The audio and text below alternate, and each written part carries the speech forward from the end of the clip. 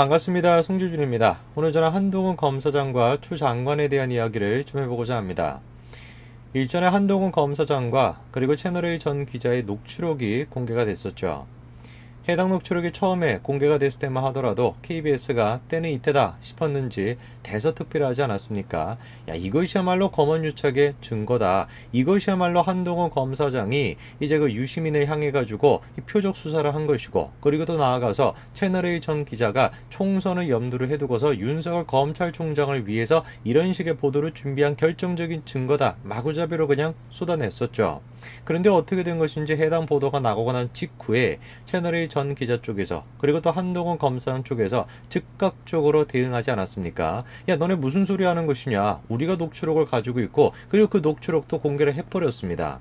그 녹취록의 내용을 들었을 때 이거는 뭐 정치적인 내용을 다 떠나가지고 상식적인 수준에서 누가 듣든지 간에 한동훈 검사장이 유시민에 대해서 관심이 없다라는 걸 알 수가 있었고, 채널A 전 기자가 총선을 염두에 두고 있지 않다라는 것도 누구든지 간에 다 알 수 있었죠. 한마디로 그렇게나 검언유착의 증거라고 얘기를 했었던 이 녹취록이 알고 봤더니만 권언유착의 증거가 돼버렸던 것입니다. 이 녹취록이 공개가 되고 난 다음에 정말 여러 가지 파장이 있었습니다. 이 지금 완전히 그냥 전세가 뒤집혔다, 추 장관이 지금 수세로 몰렸다 라고 얘기할 정도로 완전히 지금 전세가 뒤집혀져 있는 상태이고, 그리고 또 최근에는 해당 녹취록에서 한동훈 검사장이 추 장관에 대해서 평가를 하는 듯한 그런 이제 언급이 나와서 지금 굉장히 또 논란이 되고 있는데요. 해당 언급은 다음과 같은 언급입니다. 일개 장관이라고 하는 식의 그런 식의 이제 언급인데, 글쎄요, 도대체 한동훈 검사장이 어떤 맥락에서 추 장관을 향해서 일개 장관이라는 말을 쓴 것인지 우리가 그 맥락을 좀 알아봐야 될 것 같습니다. 같이 한번 내용을 보시죠. 자, 추 장관이 한동훈 검사장의 일개 장관 발언에 자괴감을 느꼈다, 뭐 이렇게 얘기했다는 건데요. 내용을 보시게 되니까요, 추 장관이 이른바 채널A 기자 강요미수 의혹 사건과 관련해서 이동재 전 기자 측에서 공개한 이정 기자와 한동훈 검사장 간에 지난 2월 부산 만난 대화 녹취록을 듣고 자괴감을 느꼈다라고 말했다라는 겁니다. 이날 국회에서는 대정부 질문이 있었는데요. 그날 다음과 같은 질문이 있었죠. 한동훈 검사장이 일개 장관이라고 했는데 어떻게 생각하느냐? 라는 질문에 대해서 저도 자괴감을 느꼈다. 일개 장관이라는, 검사장이라는 검찰 고위 간부로부터 그런 막말을 듣는 것에 대해 상당히 자괴감을 느꼈다라면서 해당 녹취록이야말로 유착의 증거라고 생각한다, 이렇게 답변했다라는 것이죠. 저는 추 장관의 이런 식의 답변을 보면서 정말 절망감을 느낍니다.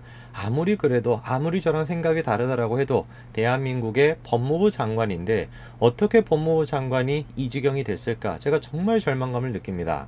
그 지금 공개가 되어 있는 녹취록을 봤었을 때 아무리 이거는 정치적으로 그렇게 막 한쪽으로 치우쳐져 있다라고 할지라도 해당 공개가 되어 있는 녹취록을 보고서 이것이야말로 검언유착의 증거다라고 얘기할 수 있는 사람이 누가 있겠습니까? 상식적인 수준에서 보더라도 나 유시민에 대해서 관심 없다, 유시민에 대해서 계속해가지고 그 녹취록에서 언급이 나와도 나 유시민에 관심이 없다, 그리고 또 마찬가지로 유시민은 한물 간 사람 아니냐, 계속해서 한동훈 검사장이 얘기하지 않습니까? 채널A 기자도 마찬가지입니다. 계속해가지고 뭐 총선에 대한 얘기를 이제 그 제보자 지씨가 얘기를 해도 총선에 대해서 왜 자꾸 신경을 쓰냐, 오히려 이런 식으로 타박하는 장면이 나오죠. 그런데도 이런 녹취록을 보고서 아직까지도 검언유착이다 이러고 있는 것입니다. 제가 지금 추 장관의 이런 식의 모습을 보면 어떤 생각이 드냐면, 이 사람은 지금 현실을 바라볼 수 있는 안목이 완전히 상실됐다. 현실을 지금 현실로 바라보지를 못하고 이 법무부 장관이라고 한다면 어떤 순간이든지 간에 감정을 제쳐놓고 객관적으로 현실을 바라볼 수 있는 그 능력이 있어야 되는데 그걸 완전히 상실해버렸다는 거예요. 한마디로 권력에 눈이 멀어가지고 현실을 지금 모든 것들을 그냥 자신의 정치적인 이점에 맞게끔 해석하는 그 지경에 달았다. 저는 그렇게 생각이 듭니다. 그리고 추 장관이 하는 얘기가 뭡니까? 그래도 검찰의 고위 간부인 한동훈 검사장이 자신인, 즉 법무부 장관을 상대로 해서 일개 장관이라는 말을 썼다라는 거에 대해서 좌절감을 느낀다, 이렇게 지금 얘기하고 있거든요.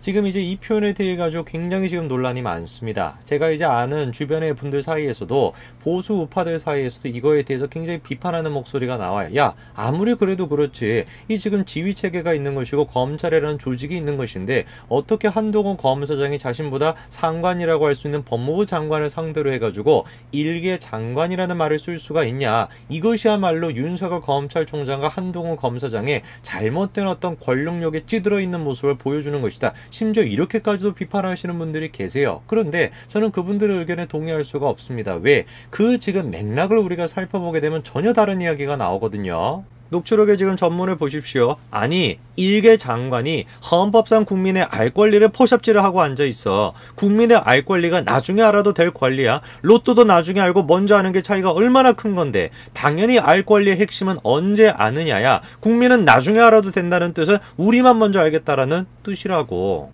아니, 이거를 도대체 어떻게 우리가 한동훈 검사장이 권력에 지금 찌들어서 그렇다. 윤석열 검찰총장이 권력에 찌들어서 그런 발언이 나오는 것이다. 그래서 이제 검찰의 지휘체계도 완전히 그냥 무시하고 자기 멋대로 지금 하고 있는 것이다. 어떻게 이런 비판을 우리가 할 수가 있겠습니까? 지금 한동훈 검사장이 추 장관을 왜 일개 장관이라고 표현한 겁니까? 왜 이렇게 낮춰 부르듯이 일개라고 하는 말을 부른 겁니까? 자기가 그냥 단순하게 자기의 관점에서 추 장관을 낮춰 부르는 것이 아니라 그 기준이 어디에 있었던 것이죠? 국민에 있었던 겁니다. 국민의 알 권리가 이렇게나 중요한 것이고 국민이 언제 그 사실을 아느냐가 이렇게나 중요한 문제인데 어떻게 감히 장관이 국민보다도 위에 있으려고 하는 것이냐. 그거를 지금 타박하는 상황에서 일개 장관이라는 말을 쓴 것이죠. 저는 그렇기 때문에 한동훈 검사장이 아무리 지위적으로 봤을 때 추 장관이 위에 있다라고 할지라도 상관이라고 할지라도 국민 알기를 우습게 한다라고 한다면 당연히 일개 장관이라고 불러도 된다. 저는 그렇게 생각합니다. 오히려 이것이 더 정의로운 것이라고 저는 생각합니다. 그리고 일단 기본적으로 이번에 일개 장관이라는 이 지금 녹취가 나온 기본 배경이 뭐냐? 바로 이것 때문에 그렇습니다. 여러분 아마 기억하실 텐데요. 추 장관이 뭘 하려고 했었습니까? 검찰의 수사와 검찰의 기소를 분리하려고 했었죠. 제가 아까 전에 추 장관에 대해서 그렇게 말씀을 드렸죠. 국민 알기를 우습게 한다. 그리고 또 나아가서 뭐라고 말씀을 드렸습니까? 권력의 눈이 멀다 보니까 현실을 바라보는 안목이 상실됐다. 그렇게 제가 지적하지 않았습니까? 이것도 지금 딱 거기에 맞는 얘기예요. 저는 추 장관을 보면 지금 돈키호테 같다라는 생각이 듭니다. 아니네요. 돈키호테에 비유하는 게 돈키호테한테 좀 미안합니다. 돈키호테라도 순수한 그런 이제 꿈을 쫓아가는 그런 느낌이 있는데 이 지금 추 장관을 봤었을 때 현실 감각이 아예 없는 것이 마치 뭐와 같은 것이냐면은 인권을 위해서 민주적인 것을 위해서 그거 좋다라는 거 누가 모릅니까? 인권이 좋다라고 하는 거, 민주주의가 좋다라는 거, 그거 누가 모릅니까? 그런데 우리가 그런 거대한 이상을 앞세워가지고 야 민주주의가 좋은 것이고 인권이 좋은 것이기 때문에 이렇게 해야 돼 라고 한다면 그게 어떤 결과를 만들어내게 되겠습니까? 너무나도 거대한 추상적인 걸 앞세워서 계획을 세우게 된다면 그 계획은 필히 현실적으로 왜곡을 만들어내고 실패로 빠질 수밖에 없는 것이죠. 그렇기 때문에 우리가 어떤 절차를 마련하고 어떤 방안을 마련할 때는 너무나 거대한 이상에 빠지는 것이 아니라 지극히 현실적으로 지극히 객관적으로 하나하나 요소를 따지고 현실적으로 접근해야지 그 절차가 성공적으로 끝나는 거 아니겠습니까? 추 장관은 지금 검찰의 현실에 대해서 아예 지금 이해를 못하다 보니까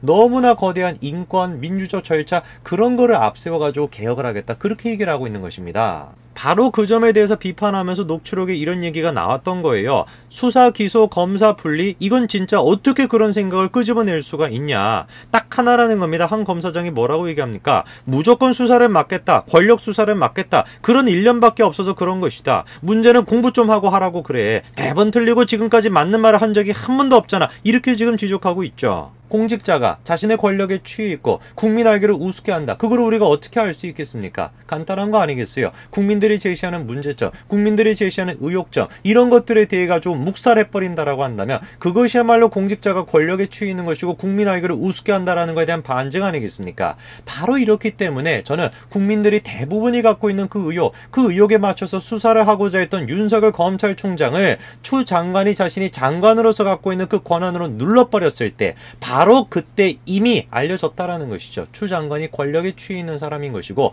국민 알기를 정말 우습게 알고 있는 사람이구나라는 게 다 알려졌다. 저는 그렇게 생각합니다. 그래서 바로 이런 맥락에서 한동훈 검사장이 뭐라고 얘기를 했던 겁니까? 일개 장관이 헌법상 국민의 알 권리를 포샵질을 하고 있다. 그런 얘기가 바로 그래서 나왔던 겁니다. 제가 봤을 때는 간단해요. 정의를 지키고 있는 쪽은 추 장관이 아니라 윤석열 검찰총장과 한동훈 검사장이다. 이것만큼은 제가 분명하게 얘기할 수 있습니다. 그리고 한동훈 검사장이 마지막에 뭐라고 녹취록에서 얘기합니까? 이럴 때 잘하라고 검사들이 신분 보장을 받는 거예요. 징징거리지 말라 그래. 맨날 뒤에다가 검사들한테 어쩔 수 없다. 어쩔 수 없긴. 뭐가 어쩔 수가 없어. 신분 보장 받고 있어서 평생 영감 소리 받고 사는 거 아니에요? 나쁜 사람을 잡아야지. 그렇게 하라고 월급 받는 거 아니야. 누가 지금 도대체 정의를 위해서 싸우고 있는 것일까요? 누가 지금 정의를 위해서 핍박받고 있을까요? 누가 도대체 지금 국민을 위해서 싸우고 있는 것일까요? 그러라고 월급 받는 거 아니냐? 그러라고 신분 보장 받는 거 아니냐? 살아있는 권력을 상대로 해가지고 수사를 하라고, 그러라고 신분이 보장받는 거 아니냐? 그러라고 영감 소리 듣는 거 아니냐? 라고 외치고 있는 한동훈 검사장. 그 한동훈 검사장이 추 장관을 상대로 해서 일개 장관이 라는 표현을 썼다라고 한다면 저는 이것을 검사장 대 장관으로 보는 것이 아니라 국민 대 장관, 이런 지금 눈으로 보고 싶습니다. 오늘까지 말씀드리겠습니다. 감사합니다.